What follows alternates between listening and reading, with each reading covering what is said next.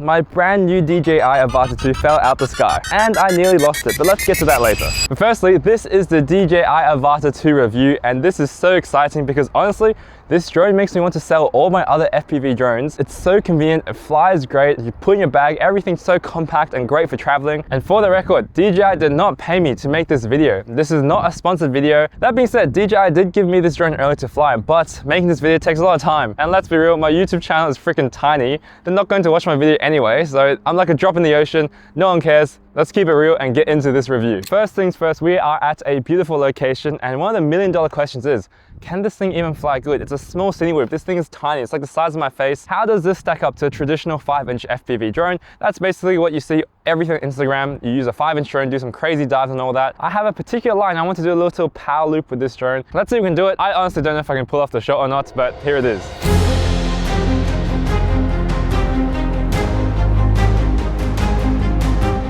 Alright, so let's talk about flight performance. So right now, I'm trying to shoot this line where I go between my legs, power loop back, and then go down underneath the seat, and I am freaking struggling, man. Like, I'm getting through the legs every time because the drone is so nice, compact, flies quite well. But the problem is, once I hit that power loop, I just like forget that the Avata takes a lot to catch itself. There's a bit of prop wash too, but I need some more throttle to try and catch the drone to bring it back around too. I've crashed it like 5 times now, and it's holding up like a charm, which is a good thing, but maybe I'm just a bit unfamiliar. But you can see how there's some slight shortfalls when it comes to flying experience with a tiny drone, but nothing's impossible. I need to adapt a little bit, and let's lock in and get this shot.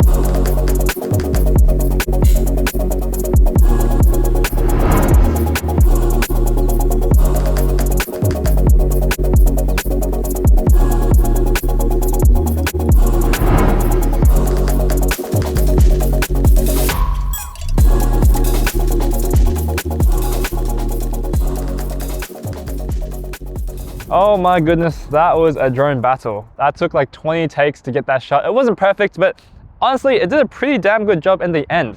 Let's talk about reviewing the flying performance of this drone. As you can see, it's not perfect. I'd say if a 5-inch drone with a 10 out of 10 flying experience, this is like a 7.8, which is not bad by any means. You can get like 95% of the FPV shots that you want. You can dive mountains, you can dive waterfalls, but just keep in mind, everything you do is a bit more of a gradient when you fly this drone. So you need to be a bit softer on the sticks when you pull up or when you do a dive to recover a bit more slowly, because that is how you fly a 2.5-inch drone. This thing is tiny and has less power, as you can imagine. Actual points where the flying wasn't as good is, as you can see, when I did the power loop, I started to fall down. I fell down very freaking quick, so I crashed the drone multiple times in the bush because I wasn't used to the drone falling down so quick, so you have to be a bit more smoother on the throttle. Also, it's picking up some wind right now, if you can't tell, and the drone side drifting left and right. A 5-inch drone would probably drift a little bit more. I wouldn't be threading tight gaps when it's windy anyway.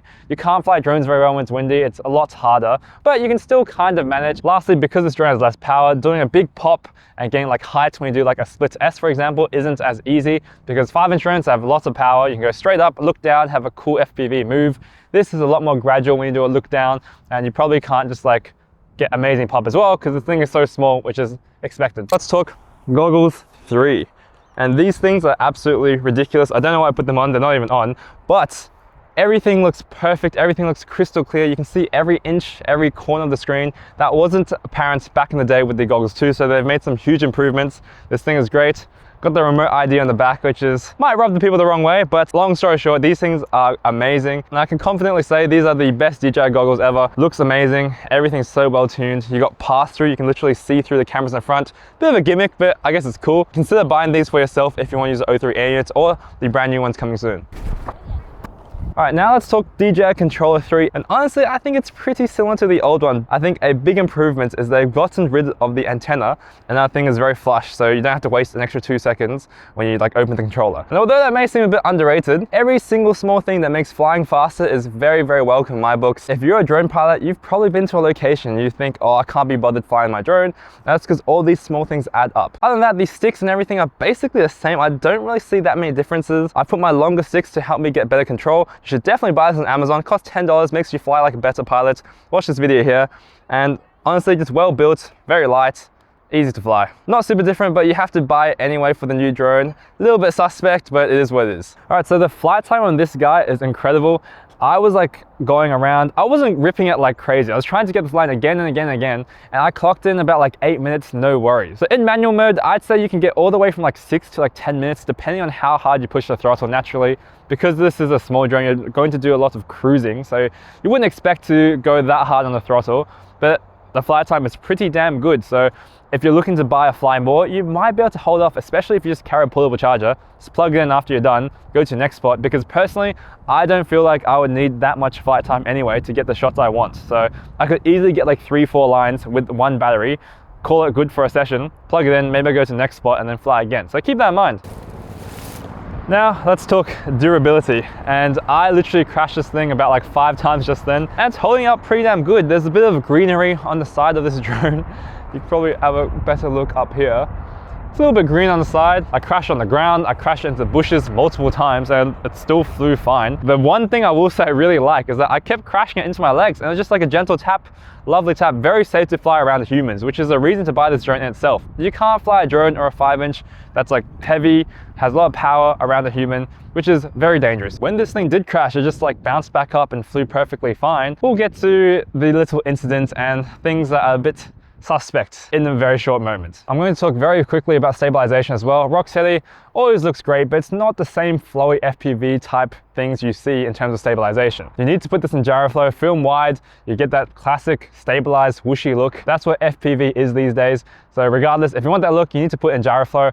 Otherwise, if you're a casual, you can just like use rock steady. Looks pretty similar to like everything else these days. You have to be a bit more careful on the sticks, but stabilization is still definitely good. Alright, so as you can tell, it's freaking windy, but what I am extremely excited for is the image quality on this beautiful drone. The original Avata, I will say, I personally thought that dynamic range was a little bit lacking, which is why I wasn't really fond of it. Another thing I didn't like is that I couldn't film 4:3 4K 60, and then you had to just crop in when you stabilize on a 16:9 video, and that's not good for social media. But this thing, 4:3 4K 60 10-bit, looks beautiful, and I will say that I'm going to do a complete nerdy image quality breakdown, so let's hop on the voiceover and see what I see. Alright, so we have GoPro 11/12 at the bottom. Those two sensors are identical, and we got the Avata 2 on top. The Avata 2 is basically a DJI Action 4, so that's basically the same image quality. And if you look at the exposure and the shadows, they're very similar in both clips, and you can see the Avata preserves more detail in the highlights. That being said, the GoPro may be a tad overexposed compared to the Avata shots, but it's so close that the dynamic range is practically the same. And as we all know, when it gets dark, GoPros destroy itself, and that's why I like the DJI Action 4 and the Avata 2 way more than a GoPro. Let's talk about the elephant in the room, the time I nearly lost this drone. And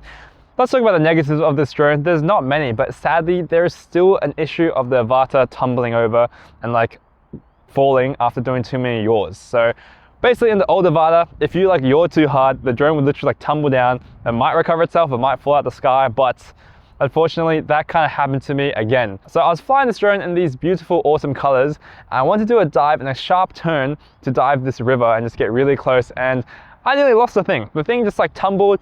It was so close to a tree that I nearly freaking lost it. And this was like an unreleased product, so my heart sank, and then I was like, okay, that's enough. Let's keep it there. But that's something you need to be aware about. Today, I tried to replicate this, and unfortunately, you can't, which is, I guess, is a good thing. But basically, you can kind of see a glimpse of it. If you fly the drone really fast, do a really sharp yaw turn, you can see it's a bit shaky. There's some like prop wash, and long story short, it's so small and compact.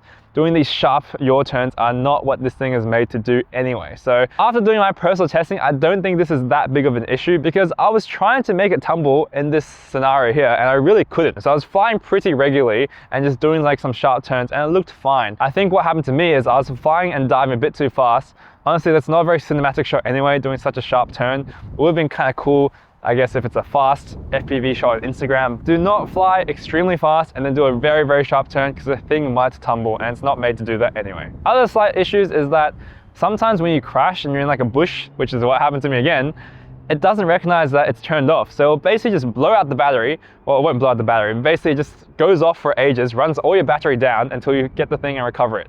I don't actually know what the kill switch for the Avata is either. I'm sure there is one, right? To like turn everything off, because there were times, even just today, I crashed it, the motor was still on, and I didn't really know how to like completely switch the thing off, which is not ideal. when you really just want the motors to cut and you've crashed. That's really it. It would be nice to be able to like put the gimbal cover with an ND filter on, so I don't have to like put an ND filter on every single time. That's me just being a princess. I do hear that it's a bit not durable in certain places. It might be slightly hard to repair, but given the speeds you're supposed to fly this thing at, like I don't really see myself crashing and like destroying or breaking this thing. Obviously I crashed, but it's hard to crash at a speed that will obliterate this thing. Knock on wood, hope that doesn't happen. All right, so just firing off some quick pointers before we wrap up. How easy is this thing to fly? I showed it in the other video that you can fly this thing with basically no experience at all, literally no experience at all with the motion controller, and the sensors at the bottom make it so that you can fly low and fast to the ground, and it literally like knows where the ground is, so you can't crash in the ground. Don't try this in the waves or ocean, but it's insane. If you're a bit more of an FPV tryhard like me, then you need to get the DJI Controller, and let's talk about the price. With the Controller 2, if you don't get Fly More, it's about like 2,000 Australian dollars. I actually think that is pretty decently priced. It's kind of a shame that you can't just buy this thing with the normal controller, which does rack up the price a little bit. But I guess that's a bit more for niche flying and people who want to like go kind of crazy with FPV, and this is supposed to appeal to the masses, which is fair enough. One thing I really didn't mention is the ease of use. This thing is so easy to use. Everything just switches on. You can plug a USB-C cord into this, charge the battery. There's no LiPo chargers. You can travel lighter. Life is just so much easier, which makes me almost want to not fly any of my other FPV drones. Basically, this makes my life so easy, and I'll probably fly this more than my other FPV drones because I bring so much gear when I'm traveling. I've made a video about, or I will make a video about all the gear I bring, and it just weighs me down. It's not that fun. It brings the joy out of flying. But if something this easy, this chill to fly exists, if I'm traveling, I'll just give it a little zoom. That's my FPV intake for the day. It's lots of fun. It's such a good time flying this drone, especially because how easy it is to set up. I can't stress how important that is as well. So no matter what skill level you are, this thing is amazing. Again, not sponsored. I made this video out of my own free will. If you made it this far, I appreciate you, and I'll catch you in the next one.